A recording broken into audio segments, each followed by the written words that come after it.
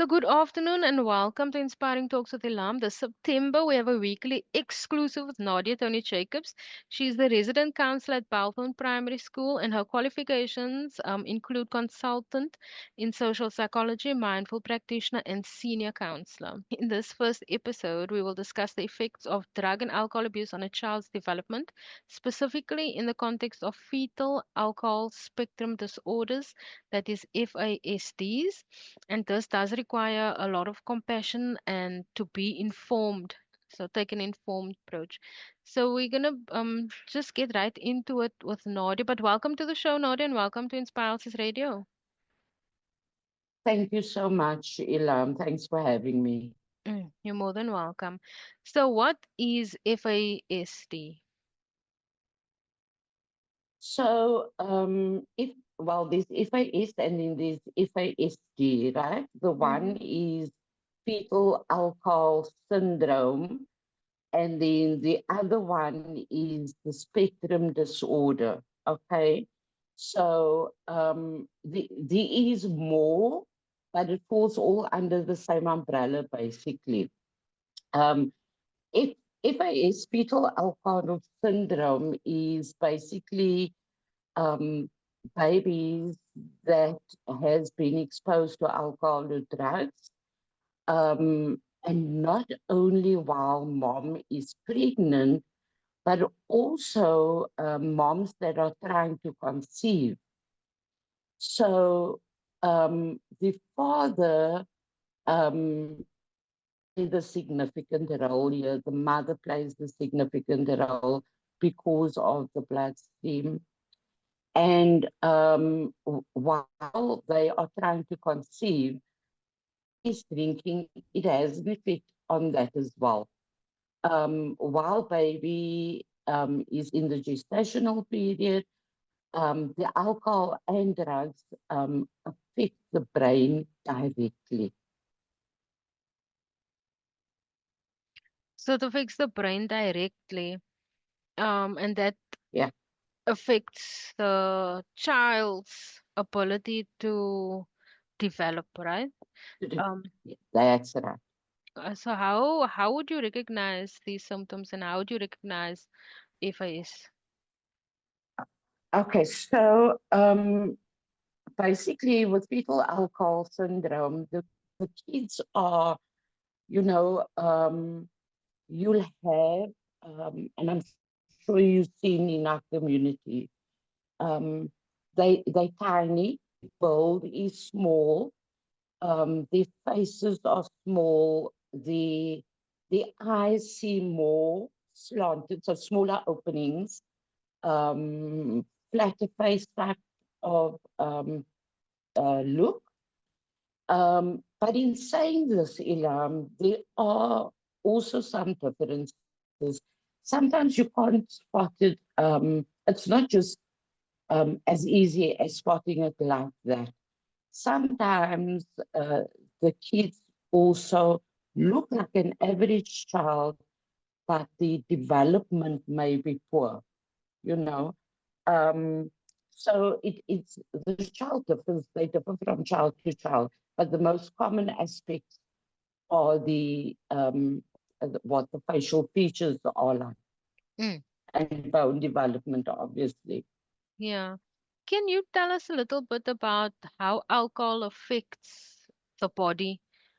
And like you were talking earlier about the bloodstream, but like, so how does drugs and alcohol affect your body and the baby inside the body? So like if you're doing drugs or drinking alcohol before you get pregnant and then while you get pregnant, you continue it, like what happens in your body?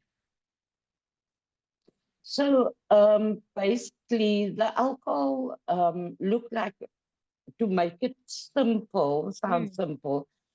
Um, if you're driving and you are under the influence of drugs or alcohol, right, whether male or female, um, and you were exposed to that activity the night before, the next day, that is still in your bloodstream, right?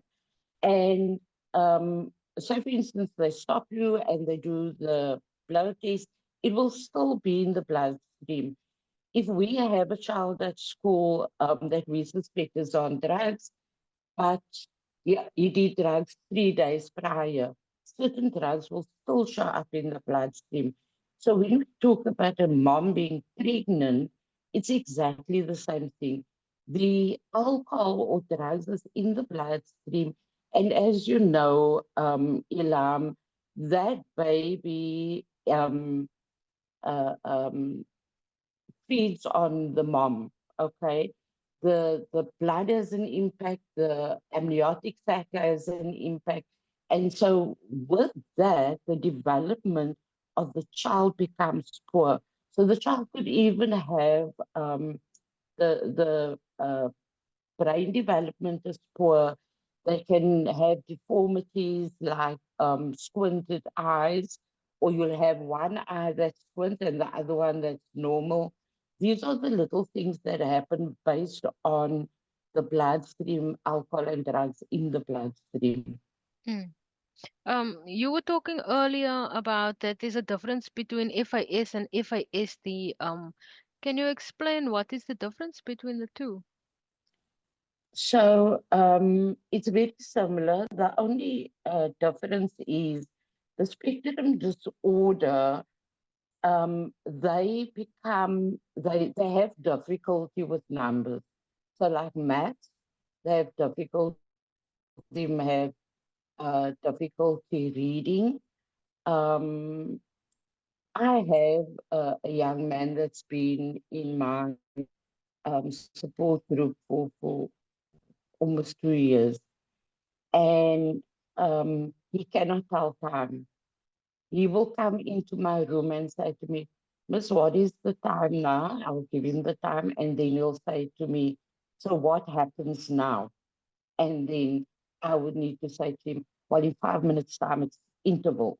Okay, so that's one of the things. They have a short concentration span. Um, so you can give them something to do. They will listen, they will try to do it, but everything is extremely simplistic with them. There's no, if you ask them to write a paragraph, it's probably, in all probability, it's not going to happen. Everything is going to be the shortened version. And that's just with some children. It's not with all of them. They forget often what they've been taught or what they heard. Um, Sometimes they become impulsive, which is a common trait with regards to the behavior side of things. Um, Again, if we go back to mommy being on drugs and that, and they are on the spectrum, um, there are needs that they would have that is more than the average as child. Like they would need certain type of educational needs, where we have learning support teachers in our schools, and that's where the educational needs would come from, because she covers that area. She or he would cover those areas because of the learning disabilities that they face. You were talking earlier about this, or you're talking now about the spectrum. I want to understand, say they're placed on the spectrum, and have you guys done research about like, is it the person did more drugs or took more alcohol? How does the spectrum work? So like if the child is maybe, I don't know how the spectrum works. So for example, 1 to 5, would a child in the fourth, say they're number 4, would they come from a mother that did more drugs than like a child that's on the development phase of 1, for example? Okay, so my first of all, my area of expertise is more the behavioral side of things with Mm. regards to them. Okay, as far as I'm concerned, based on my understanding of it and my research on it, um, whether they did a little drugs or a lot of drugs, they did drugs, period. The same goes for alcohol. Um, if that child is mentally impaired, Mm, is impaired. The, just yes, our system has created a a measurement for it. mm, Okay, and here we go into the areas of who qualifies for special skills schools and things like that. So we go between the levels 1 and 4. So with me, I teach experiential learning to a lot of um, these type of kids that has these needs. Um, so I would look at things like processing, listening skills, um, listening from the listening to mm. the processing, to the hands, and then the experiential part of things. But to my knowledge, the spectrum, like I said earlier, is an umbrella for quite a few things. It is not just um, limited to FASD Oh, okay. or, or FAS. It's there's a bigger there's a Mm. bigger umbrella with regards to that. So we're dealing with trauma on the Cape Flats. That's kind of the theme of this. So it is a traumatic experience to give birth to an impaired child. So how do you think we can deal with this? Is there like preventative measures that you can take? Is there education programs that the young ladies can go to within the Cape Flats? Uh, I've seen most of my parents to parent center. That's the one thing because Parent the center. biggest thing with FAS and FASD is that they have things like birth defects, and a lot of the problems is behavioral. And so Mm. the younger the mom, the less empowered or educated she is. Um, so, you know, this is what I say. They need to, if they are teachable and they want to um, be a part of the development of the child, then we would send them to parent center. But the thing is, Ilham, and this is the problem that we face, that because they're so young, they don't, to them, it's going to irritate them. The child cries all the time, like, and I'm talking about a newborn baby, um, where that newborn baby is so used to the alcohol Mm. that this child goes into screaming constantly. Um, Mommies become depressed, they don't know what to do about it. And this is when little things start um, coming up like suicidal thoughts. I don't know what to do with this child. I should not have had this child. Then it becomes granny's problem. So the mommy needs to be educated, but you can't force education on somebody that's not teachable.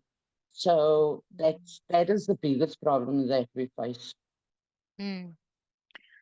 I think also a way to kind of get to the younger generation is maybe through artists like music to get the people that they feel is popular because every generation has their own favorites and popular artists and things like that.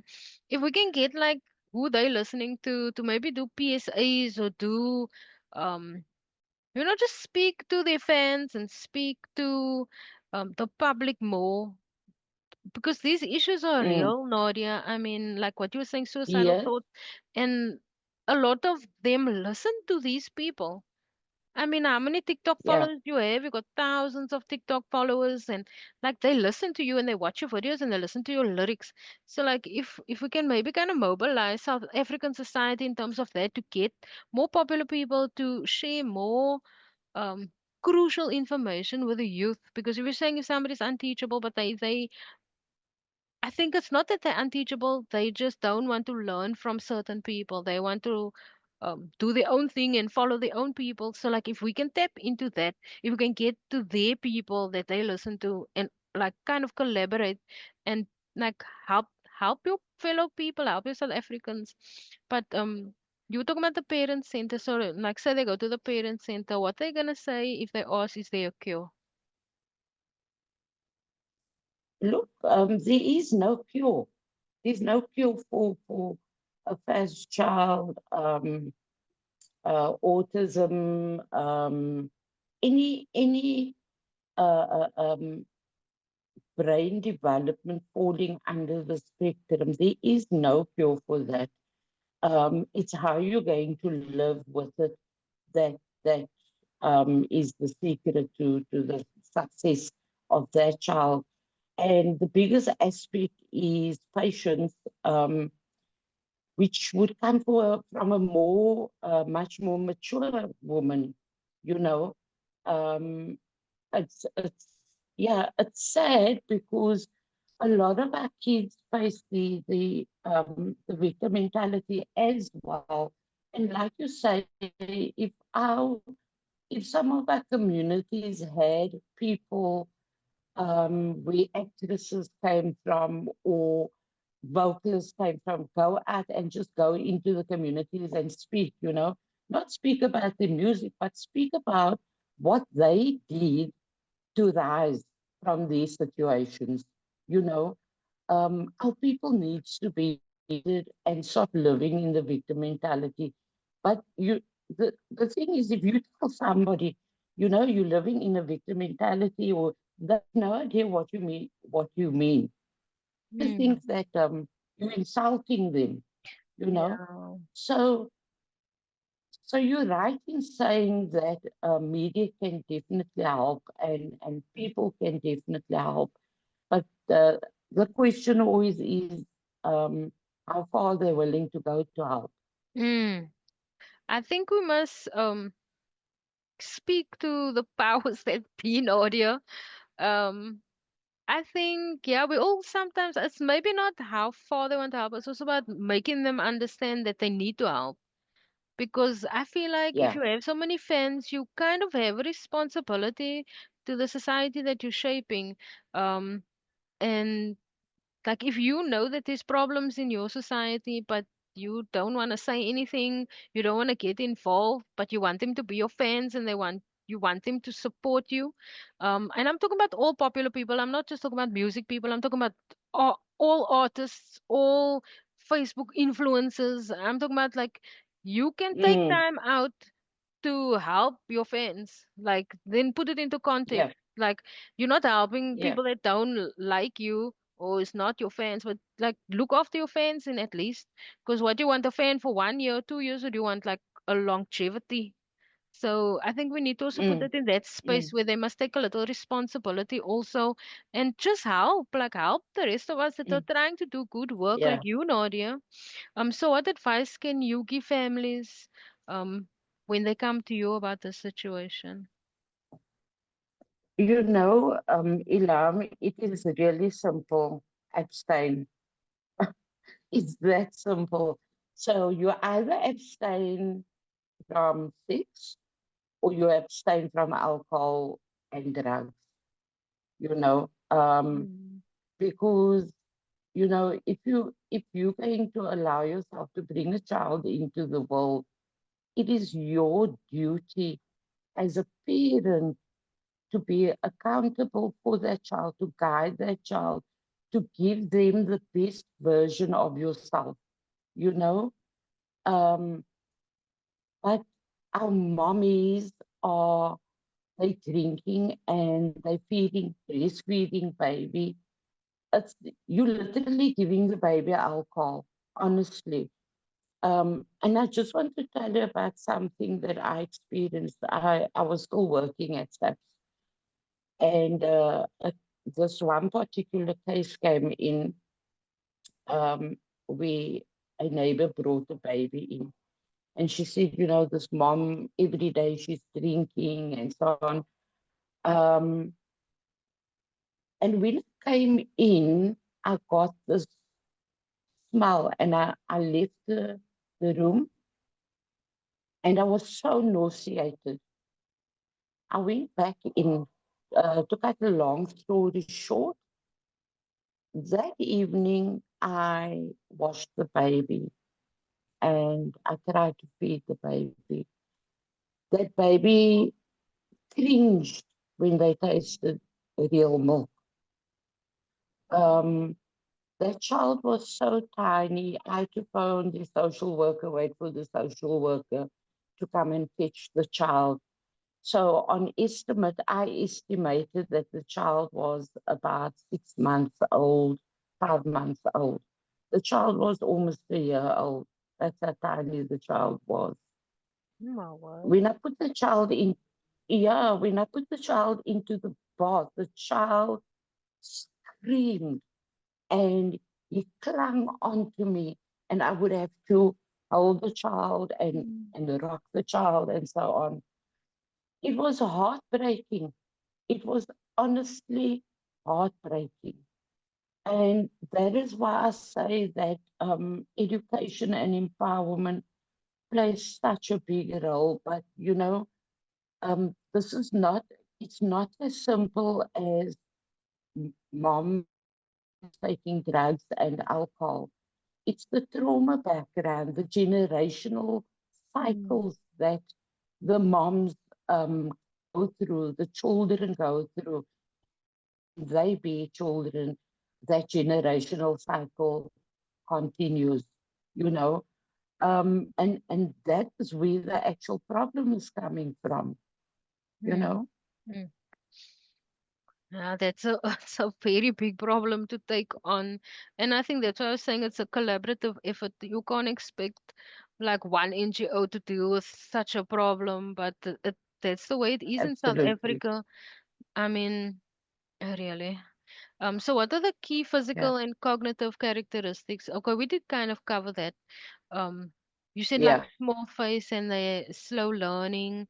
But yeah, can you tell us Yes. more, like some experiences that you have gone through with FAS children? Like tell us a bit about it, Okay. because like we don't know. So I've worked at about 8 different schools already. Um, there's one school that I will not mention Mm, that stands out a lot for me because many of the kids in that surrounding area comes from settlements, informal settlements, and so with that school, the most of the kids that come from that school is tainted by FAS. And I had this little boy. He filled me with joy, honestly. And this is where you get to feel the love. Whenever he used to see me, he used to run and jump on me, wrap his arms and his legs around me. And I would have the snotty nose up against um, my clothing. He had the tiniest face, very flat. Face was very flat. He was in grade one, I think. And I often visit the little ones because that's where I find my joy.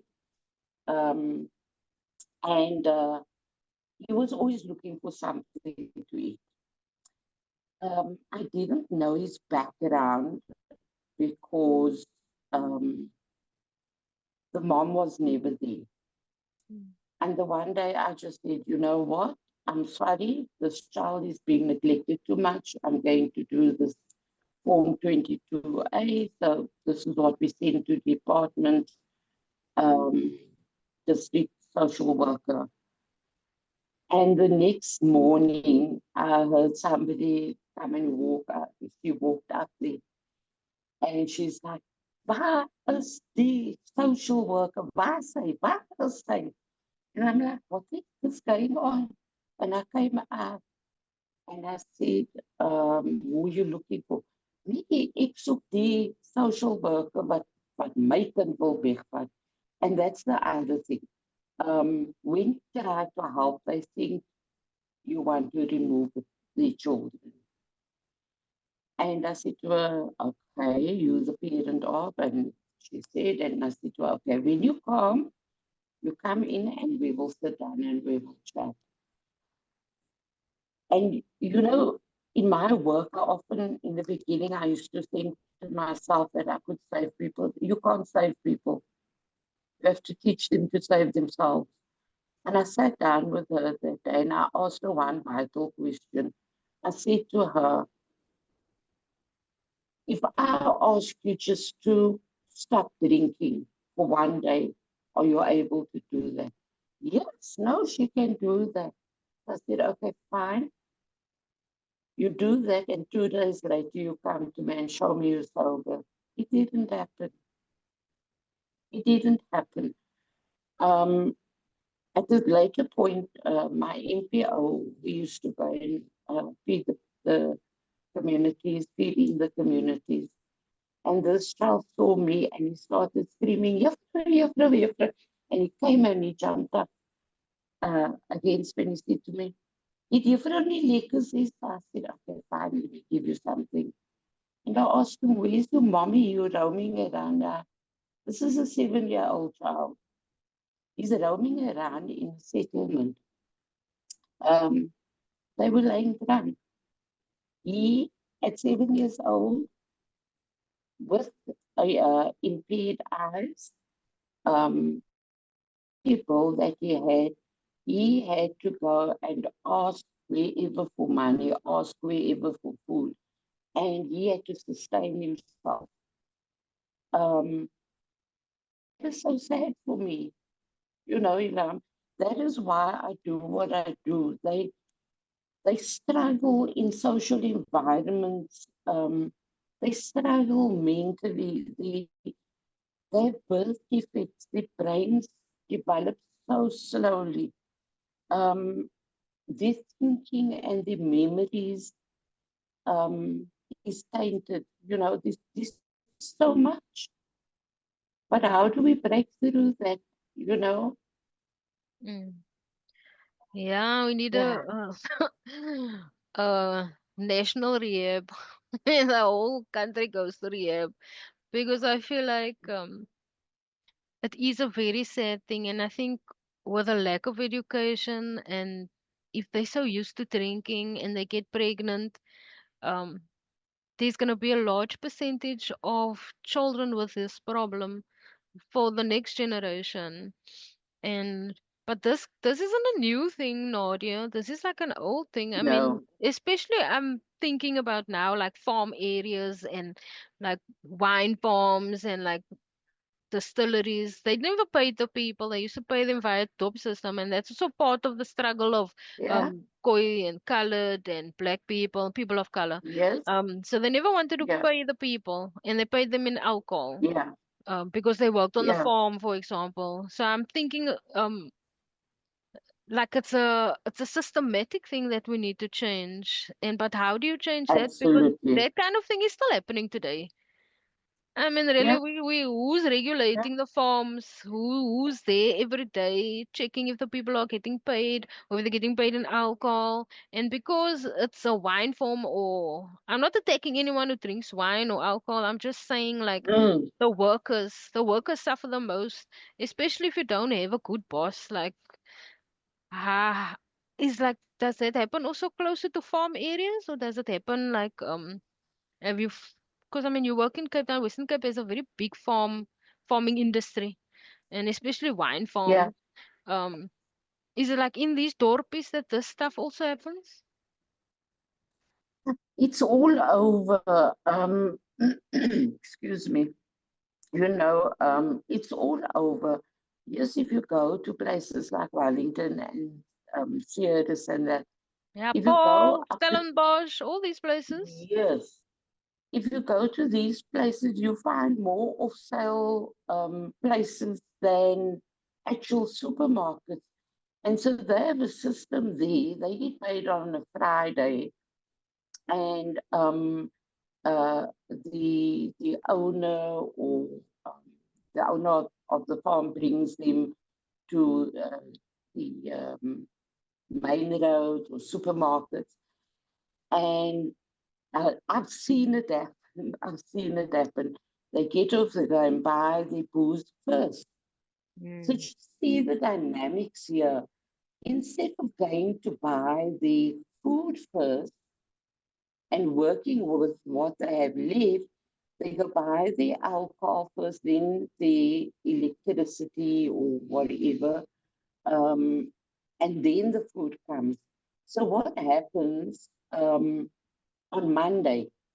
On Monday, you either don't pitch for work, or you come to work drunk, or you don't have money and you start making loans.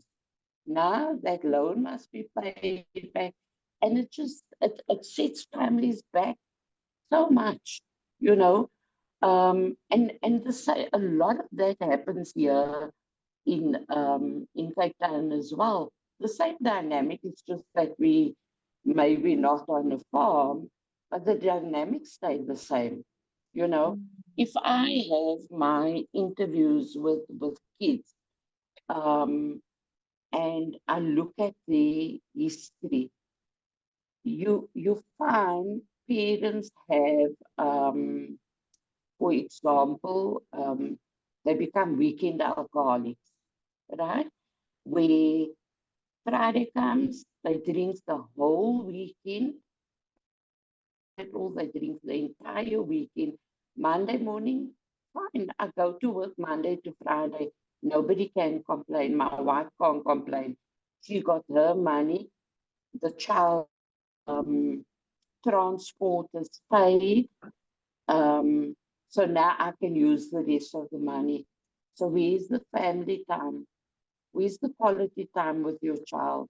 Where's the development as a secure family? And the cycle just continues, you know? Mm. So, yeah, Yeah. Just as a last question, what advice do you have for parents and especially young girls? What advice do you have for them? I think with regards to, and this is where I want to explain the experiential learning because we're not living back in the day where there isn't learning skills for the kids and for the mommies. There are quite a few organizations that are willing to help um, uh, mommies, but there are also skills for mommies now. The government gives a lot of free courses where they can go onto these courses. I think the government also pays for the transport and everything. So there's that. And then with regards to the kids, um, like I do experiential learning. So we look at what the child is developed in. So for example, if he's good with planting, we are now going to start teaching that area. He sees the finished result and is able to repractice it and use reflective um, tools to develop himself. Mm. So the independency becomes a bigger aspect than just to go home and depend on mommy or daddy, which means the child then growing up, there would be certain changes, the thinking patterns would change, the processing would change. Um, I've got also a couple of learners where the levels fall between, let's say, level 2 or 3. They, no matter how much more, even 1 and 2, and we're talking about 12, 13-year-old kids that cannot read and write. So we give them experiential learning, and I promise you, Ilham, these kids are amazing. Mhm. They are amazing. They can do art. They can, if they are just given the time and the space within which to apply themselves. But Mm. it's pure, it's very simplistic. the We experiential learning. Yeah, we need to focus then on experiential learning. And then I also want to say that we need to then, if there's no cure, we need to prevent this from happening. So there should be more Yeah, drives happening in yeah, South Africa. But we've come to the end of the absolutely. show. Nadia-Toni Jacobs. She is the resident counselor at Balthorn Primary School. She's a consultant social psychology, mindful practitioner, and she's a senior counselor. So this week on Inspiring Talks, we're talking about the effects of drug and alcohol abuse on a child's development, and this can lead to FAS or FASDs, which is fetal alcohol spectrum disorders. Thank you for being on Inspiring Talks with Ilham, Nadia-Toni Jacobs. Next week we will be covering suicide and self-mutilation with Nadia. Um, Thank you so much for being who you are and for being there for people. Um, you really a selfless person, Nadia. You're welcome. It's always each one teach one. Yeah, thank you for loving the Cape Flats. You're welcome. Mm. You're welcome, Then Ilham. we see you Always a next week, pleasure. Nadia. Okay, bye. Bye.